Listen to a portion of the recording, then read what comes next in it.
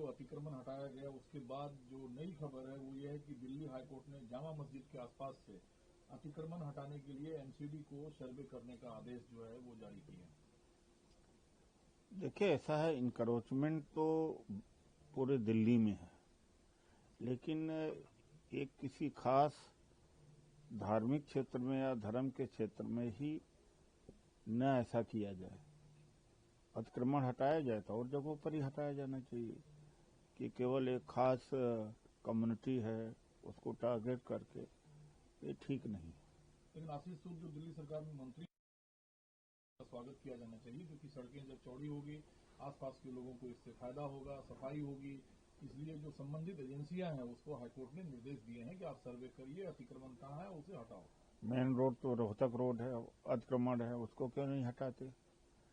जहाँ थारोफेयर है वहाँ तो नहीं हटाएंगे नहीं।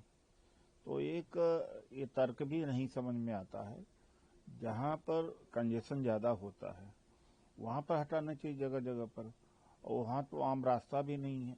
माना कि वहाँ कंजेशन है, लेकिन ये एक ही तरह का कानून हर जगह लागू होना चाहिए कि ये नहीं कि आपके हिसाब से आप किसी को टारगेट करें और किसी को छोड़ दे, यह नहीं होना चाहिए। दूसरा सब सवाल है, आईपैक को ममता बनर्जी का सीधा आरोप है कि ईडी जो है वो बीजेपी के लिए काम कर रही है और बीजेपी के लिए काम करना ईडी को बंद करना चाहिए और पश्चिम बंगाल में ममता बनर्जी फिर जीतेगी।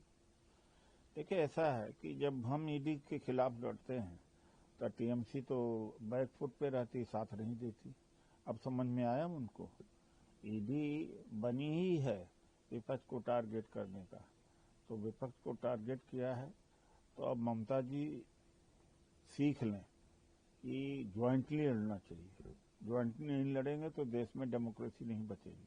तो ये ममता बनर्जी खुद मानती है वो इंडिया अलायंस की हिस्सा है, इसके बावजूद ईडी की कार्रवाई पर आपको ये कहना पड़ रहा है? नहीं, हाँ, मैं ये कहा हूँ कि कई मुद्दे के ऊपर उनका जिस तरह का एक्टिव सपोर्ट आना चाहिए नहीं होता। कई बार तो सपोर्ट भी नहीं आता, कई बार अकेला चलो की बात होती है, और कई बार ये कहा जाता है कि राहुल गांधी जी को लीडर ऑफ अपोजिशन नहीं होना चाहिए या उनसे ये नहीं चल पा रहा है इंडिया गठबंधन का लीडरशिप, तो ये भी तो बात करती रहती हैं।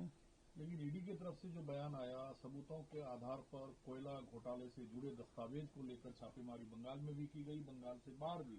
लेकिन ममता बनर्जी की सीधी चुनौती अमित शाह को कि अगर डेमोक्रेटिक तरीके से आप चुनाव लड़ सकते हैं, जीत सकते हैं, तो मुझे हरा कर दिखाइए। नहीं, वो बात तो है, डेमोक्रेटिक तरीके से तो चुनाव बहुत जगहों पे नहीं जीत सकते, लेकिन अब जिस तरह से एसआईआर का रास्ता इन्होंने पकड़ लिया है, अब तो कहीं भी चुनाव जीत सकते हैं। मान लीजिए अगर कहीं पर चुनाव ये नहीं जीत पाते तो जानबूझ करके छोड़ देते हैं ताकि जस्टिफाइड लगे, वरना तो इस हद तक आज स्थिति पैदा हो गई है कि जहाँ चाहे वहाँ जीत जाए। अभी एसआईआर हुआ उत्तर प्रदेश में, तो जो शहरी एरिया है, टाउन एरिया है, जहाँ पर किराएदार आते और जाते रहते हैं या मल्टी स्टोरेज होती, हाई राइज बिल्डिंग होती, वहाँ बामुश्किल 20% ही एसआईआर करेक्ट हुआ है। गांव में 50 से 60% नहीं हो पाया है, ही हो पाया है, क्योंकि 2003 का जो वोटर लिस्ट है वो मैच नहीं हो पा रही, बहुत जगहों पे मिल ही नहीं रही, और किसी कोई मतलब इतना साधन भी नहीं, इतने लोग नहीं हैं, तो बेलों से लिखवा लिया गया कि आप लिखिए कि आपने जो एसआईआर किया अपने बूथ का वो दुरुस्त है, और मजबूरी में लिखा है। तो उस जिस तरीके से एसआईआर हुआ उत्तर प्रदेश अकेले में 2,89,00,000 वोटर काटे गए। अब वहाँ के चीफ मिनिस्टर योगी जी कह रहे हैं कि 200 वोटर और हर बूथ पर जोड़ना है, तो इसके मतलब कि पहले जो एसआईआर हुआ उसमें खामी है, इसके मतलब 200 लोग छूट गए हैं। तो इसी ढर्रे पर चुनाव जीत रहे हैं जगह जगह पर। लेकिन सवाल ये उठता है कि काम करती है ममता बनर्जी को प्रधानमंत्री से अपील करना पड़ता है कि प्रधानमंत्री जी कृपया अपने होम मिनिस्टर को कंट्रोल करें। क्या होम मिनिस्टर प्रधानमंत्री अलग अलग हैं? क्या ईडी कानून और सिस्टम के हिसाब से काम नहीं कर रही है कि ममता बनर्जी प्रधानमंत्री से अलग से अपील कर रही है? नहीं, पीएम तो मतलब है कि prime minister is prime minister, और पीएम ही हेड होते हैं गवर्नमेंट का, तो ये तो इसमें कोई गलती नहीं है। लेकिन जब अजीत पवार के ऊपर आरोप लगाया था कि 70,000 करोड़ का घपला किया था, तब ईडी कहाँ गई थी? यही ईडी है। यही ईडी क्या कर रही है? 10,000 करोड़ का स्किल इंडिया में करीब करीब भ्रष्टाचार की बात आ रही है। अडानी किस तरह से भ्रष्टाचार कर रहे हैं, तब ईडी कहाँ है भाई? 11 साल बाद 12वें साल में जब मंत्री प्रहलाद जोशी का आरोप है कि कांग्रेस पार्टी के खून में जो है वो भ्रष्टाचार शामिल है। यूपीए सरकार के दौरान 12 लाख करोड़ रुपए के घोटाले का उन्होंने हवाला दिया और उन्होंने आरोप लगाया कि आज भी यह पार्टी चाहती है कि उनके जो बिचौलिए हैं वो खुश रहें, पारदर्शिता के साथ देश में कामकाज ना हो, भ्रष्टाचार लिप्त सिस्टम हो। इसके जनक हैं यूपीए और कांग्रेस। इनका भ्रष्टाचार तो हम बता सकते हैं, यूपीए का भ्रष्टाचार बता दें। नीरव मोदी है, मेहुल चोस्की है, विजय मल्ल्या है, ललित मोदी है, बैंक का एनपीए है। इनके भ्रष्टाचार तो दिख रहे हैं।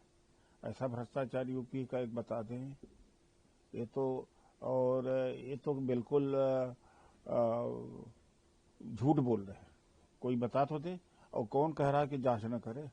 जो भ्रष्टाचार था वो भी तो सिद्ध नहीं हो पाया है।